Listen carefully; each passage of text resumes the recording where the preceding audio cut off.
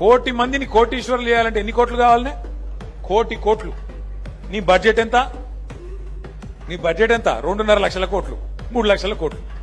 కోటి మందిని కోటీశ్వరులు చేయాలంటే అంటే ఇంకెన్ని రోజులు ఈ అబద్దాలు? 2 ఏళ్ళు అయిపోయారు. కోటి మందిని కోటీశ్వరులు చేస్తా అన్నాడు.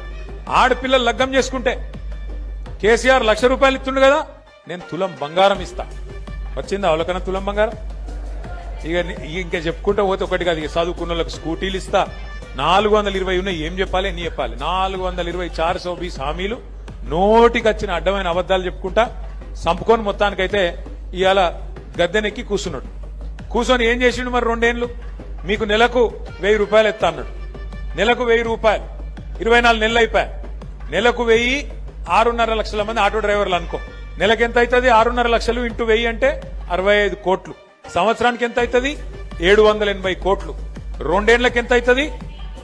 1560 అట. ఆగానే చెప్తాడు, నాకు లెక్కలు రావు, ఆయనకు బాగానే వచ్చు. 1560 కోట్లు. ఇలా ఆటో అన్నలకు రాష్ట్రంలో రేవంత్ రెడ్డి ఎంత బాకీ ఉన్నాడు? 1560 కోట్లు బాకీ ఉన్నాడు. యాది పెట్టుకోరు మీరు. కాంగ్రెస్ వాడు మళ్ళా ఓటాడితే చెప్పాలి, బిడ్డ బాకీ ఉన్నావు, అదేవాడు కడతాడు రా అని అడగాలి. ఒక్కొక్క ఆటో మీద ఎంత బాకీ ఉన్నాడు? 2 ఏళ్లకు 24,000. నెలకు ₹1000 చొప్పున 24,000 రూపాయలు బాకీ ఉన్నాడు. రేవంత్ రెడ్డి ఏమనుకుంటాడు ఎరికేనా? నాకు ఎరికే. ఏమనుకుంటాడంటే వీళ్ళంతా అమాయకులు, ఆఖరికి ఒక 6 నెలలకి ఇత్త అయిపోయాక ఇప్పటి నుంచి ఎందుకు, ఆఖరి 6 నెలలకి ఇత్త అన్ని మర్చిపోతారు మనోళ్ళు.